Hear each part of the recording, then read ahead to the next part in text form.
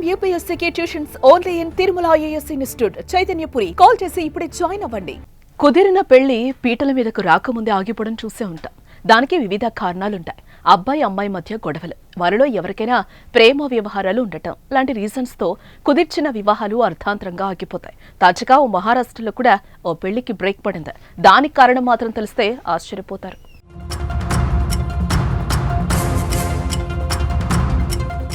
అటు 7 తరాలు ఇటు 7 తరాలు చూసి పెళ్లి చేయాలి అన్నారు పెద్దలు. అప్పట్లో చాలా పెళ్లిలు ఇలానే జరిగేవి.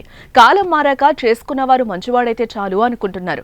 కాబోయే వారికి ఎలాంటి అలవాట్లున్నాయి, జీతం ఎంత, ఆస్తులెంత అనే ప్రాతిపదికన పిల్లనిస్తున్నారు. ఇప్పుడు కాస్త అప్డేట్ అయ్యారు. పెళ్లి కొడుకు సిబిల్ స్కోర్ ఆధారంగా వరుడి స్థితిగతులను అంచనా వేస్తున్నవారు పిల్లనిచ్చేవారు. ఈ సిబిల్ స్కోరే ఓ పెళ్లిని ఆపేస్తుంది.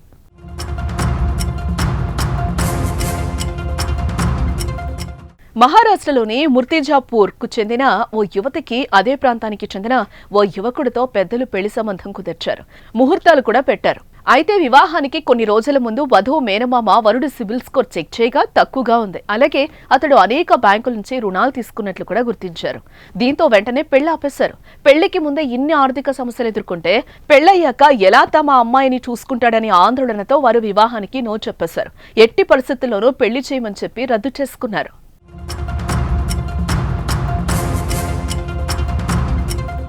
ఏదైనా బ్యాంక్ లోన్ కావాలనుకుంటే ముందుగా బ్యాంకులు మీ సిబిల్ స్కోర్ చెక్ చేసి లోన్ మంజూరు చేస్తారు కదా.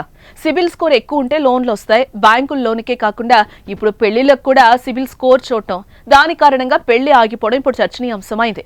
ప్రస్తుతం ఈ ఘటన సోషల్ మీడియాలో వైరల్ అవుతోంది. నెటిజన్లు రకరకాలుగా స్పందిస్తున్నారు.